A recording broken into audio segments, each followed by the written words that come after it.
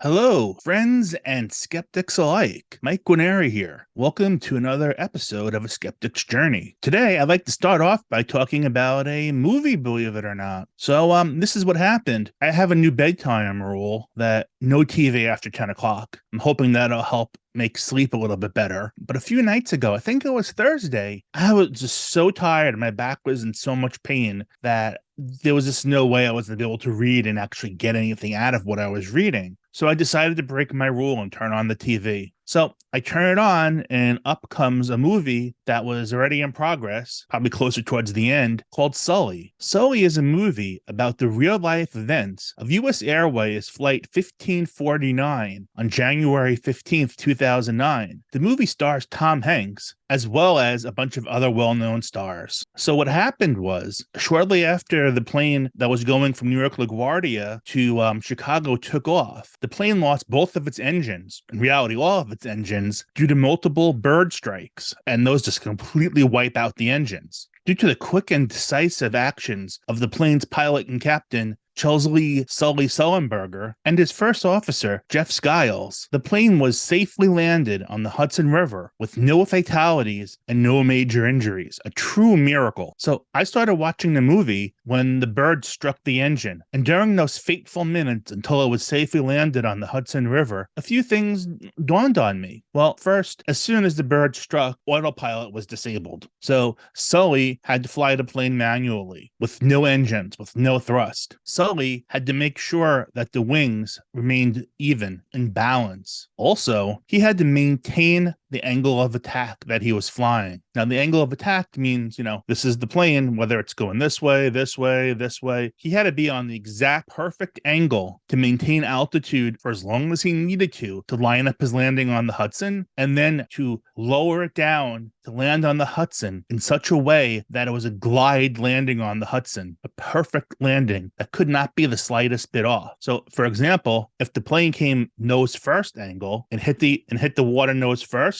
what would probably have happened is it would have swung over, the plane would have broken apart, and the back end would have flipped over. And I can guarantee you there would have been multiple fatalities and many major injuries had that happened. Another possibility, instead of coming down at an exact right angle, is if he tried to come in nose up to land the back first, thinking he could set the front down. And he didn't do that, rightfully so, because what would happen is when you lifted that nose of the plane up, you lose your aerodynamics because he had no thrust. There would be no wind going over those wings, and it just would have fallen out of the sky, resulting in similar death and destruction.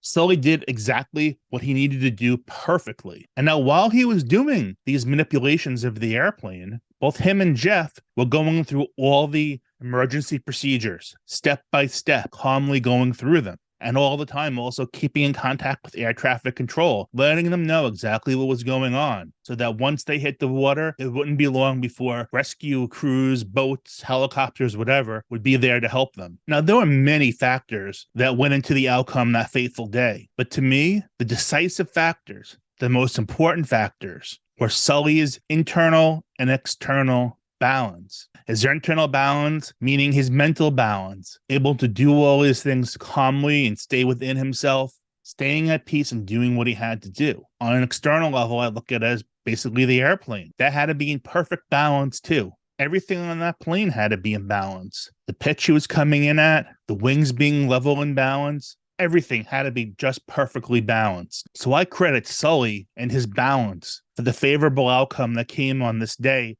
which could have been completely disastrous. The most interesting thing to me, or the most meaningful thing to me, my takeaway, was the last thing that Sully said to his passengers before they hit the Hudson, and that was, "Brace for impact." And I think that phrase, brace for impact, has such an important meaning when it comes to balance. So the phrase brace for impact has a big meaning to me, especially as it relates to balance.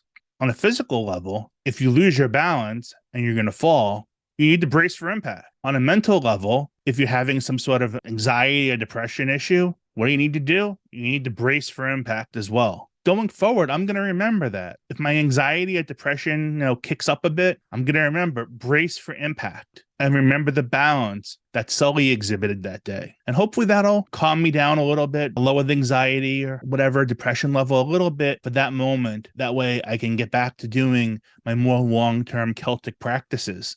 So speaking of the Celts, one of the things they valued most in their society was balance. Be it balance with nature, balance within their community, balance with their gods. Everything in their life seems to be about keeping balance. And it seems to me that balance must have had some sort of positive impact on the Celts' mental health. Now, we don't know a whole lot about the Celts or what came before them. We can call them the Proto-Celts, but we can definitely glean some knowledge from archaeological dig sites, as well as some things that were written down by Christian monks as the Celts faded into history. As I discussed in one of my early newsletters, some of this information about death rituals and how those were in balance. The Celts showed balance in their death rituals. I'll give you a quick summary of that just because it's interesting and important. So the high and mighty in the Celtic society were put in tombs along with grave goods. And you've probably seen this in relation to the Egyptian kings when they were buried in their pyramids with all types of goods. The Celts had a similar thing. They had their grave goods too, and they represented various things, which, I won't get into right now. But that was only for the high and mighty of the Celtic society. There was different methods for the everyday people. A common one we're familiar with is just burial in the ground. The Celts would do this as respect or paying honor to the gods of the earth, and they're called the tonic gods. Well,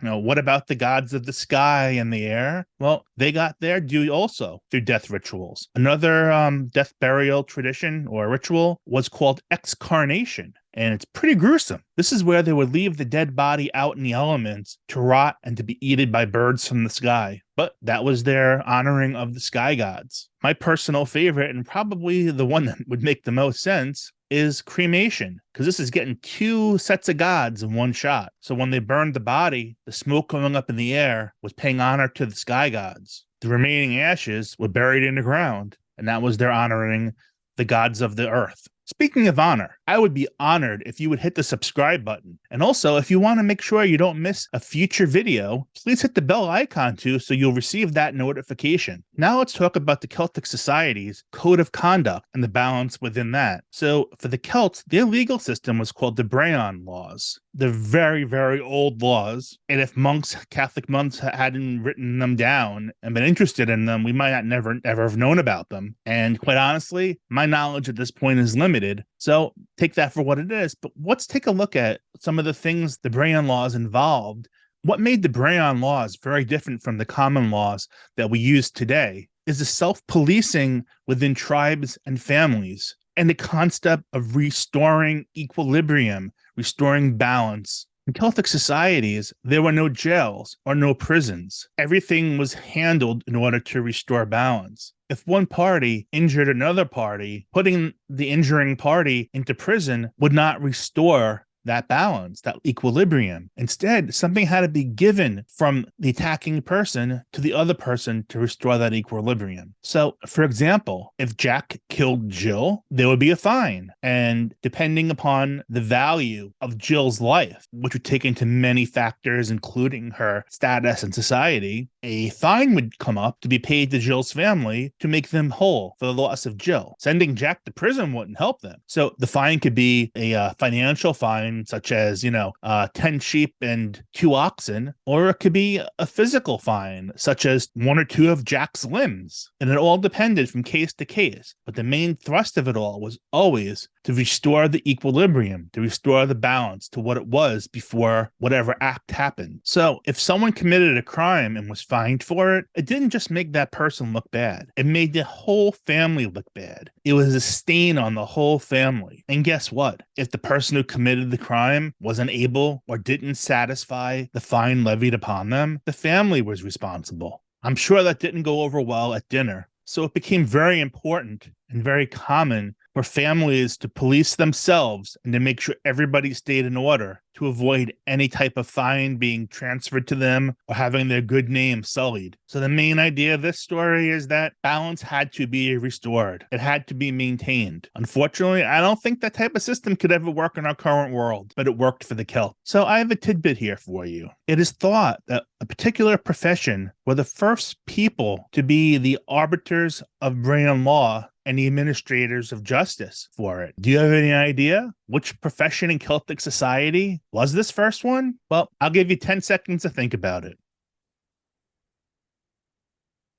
Okay, so I hope you have some good answers, but the correct one is the bardic class of druids, in particular, the poets, surprisingly enough. But if you really think about it, it does make sense. So the bards were a class of druids, and their primary responsibilities was memorizing lots of knowledge and records and histories and songs and stories to be able to pass it down to the next generations. And stories and stuff would help teach the people and instill their Celtic values. If you think about it, it kind of makes sense that the bardic poets were the first arbiters of justice because they could memorize all the Brehon laws. Because remember, Celts didn't really write down anything. So these bardic poets could easily memorize all the Brehon laws and know them whenever they needed to know them in order to administer that justice. Now, this probably changed over time. That's the profession suspected to be the first arbiters of justice under the Brehon laws. So, circling back, it's clear that I believe that balance was an important part of the Celtic life. So, if you like this video, I would humbly ask that you please hit the like button to let me know. It helps a lot, and it means a lot to me. As you know, over the last several months, I have been researching Celtic practices to see which ones might potentially level up your mind, leading to some natural relief from the symptoms of anxiety and depression. My free guide to leveling up your mind the Celtic way is slated to be released on April 30th. It's definitely something